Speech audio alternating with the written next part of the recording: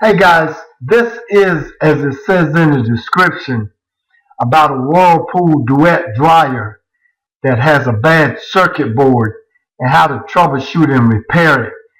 But it's also the perfect example that I want to use against a lot of myths. And some of you guys already know I have some of the big boys that are not too happy with me right now because I'm teaching you how to do this business simple and how easy you can start the business yourself or get the proper training without paying thousands of dollars. So also in this video, I want to show you how easy it is to troubleshoot a circuit board without going through a lot of technical training and paying for expensive courses.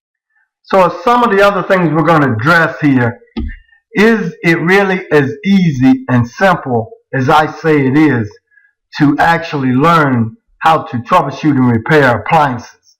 Do you need to learn schematics? Do I need to go in depth with Ohm's law? Do I need to know a lot about electricity and circuits? Are circuit boards and modern appliances hard to troubleshoot? Do I need a long and expensive course? Do I need to be technically inclined? Can anyone do this? And if so, how? Let's get started. At the making of this video, I received a call on March the 19th, 2018 that a customer had a Whirlpool Dryer with an F01 error code. Now, of course, the fact that I already know what an F01 is, I also use, when I want to confirm it before I go to the customer's house, which is what I teach you, is I look it up with my Appliance Tech Pro technique, and it confirmed what I thought it was. So this is me at the customer's house, actually troubleshooting it, and as you can see, it has an F01, and it will not start. The moment I tried to start it, all it did was click out, and then it stopped, and the display on the panel disappeared. All I'm showing you, for those of you that do not know, is how to read the top lid with the 2 quarter nut screws. Of course, you want to unplug it, which is what you're about to see now. Always unplug it. You always want to practice safety. Now that we have removed the lid, we plugged it back in, we're going to push start again, and we want to see what's going to happen. We're going to get the same results. But here is the problem, guys. For those of you that don't know what this is the main control board, sometimes called mother or motherboard or circuit board. This is our problem. Now what you're about to hear is one of the telltale signs that will confirm that. Here's the common sound of a bad circuit board. You heard the click. That's one of the telltale signs. These are the 2 tabs that you take a flathead screwdriver, and this will give you full access to the circuit board. To remove the circuit board, there's a 1/4" screw on the panel that's holding it there and here. Once you remove those, you can slide it forward, and then there's one other 1/4 nut screw that's holding the housing which the board is seated in. So all you do is lift up after you remove the 2 1/4 nut screws in the panel. Remove the 1/4 nut screw that's holding the board to the panel, and then just remove your harnesses so you can actually take the board apart, lift it off of the panel, and then we're going to troubleshoot a little further. Before removing the harnesses, as I teach my guys, make sure you make a note. I also give them an easier tip. This is how you remove the end harnesses. You just push down on the tab. I like to inspect the outside after removing the circuit board and the housing. Sometimes you'll see the burn marks indicating that it's definitely a bad board. These are the tabs that you push and just pick up on that board, and it'll separate from the housing that is seated in. Now here's the confirmation that F01 or F01 error code was the problem.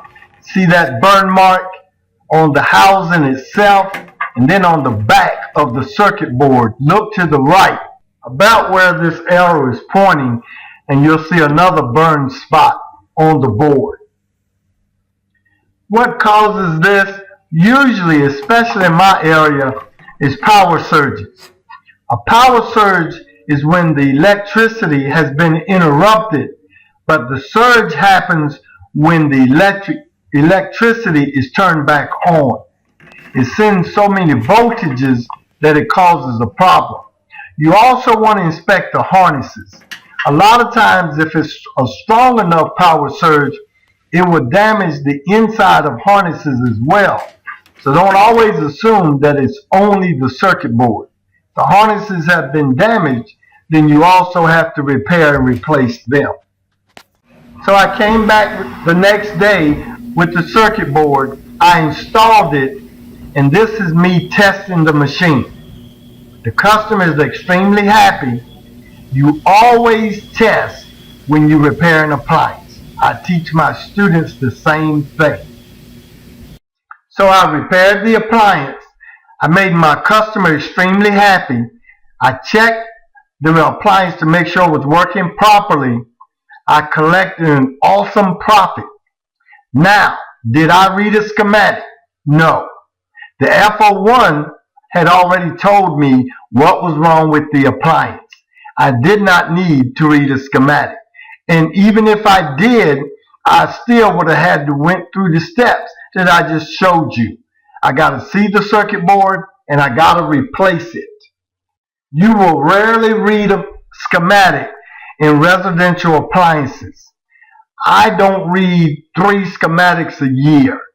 The error codes is going to tell you the problem. Did I need to go in depth with Ohm's law?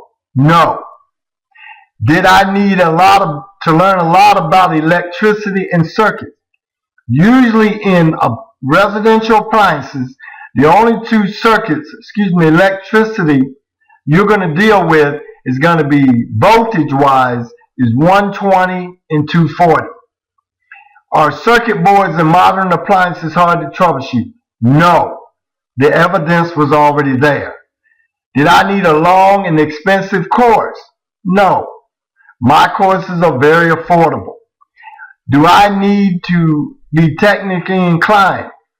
No. As long as you can look at a video and follow a step-by-step video or step-by-step course, anyone can do this. And that's the last question. Can anyone do this? Absolutely yes. Don't fall for the hype. Anyone can do this business. I keep it simple and very affordable. And we're here to help you any way we can. Thanks for watching my video. Don't forget to give us a thumbs up and also subscribe for future videos.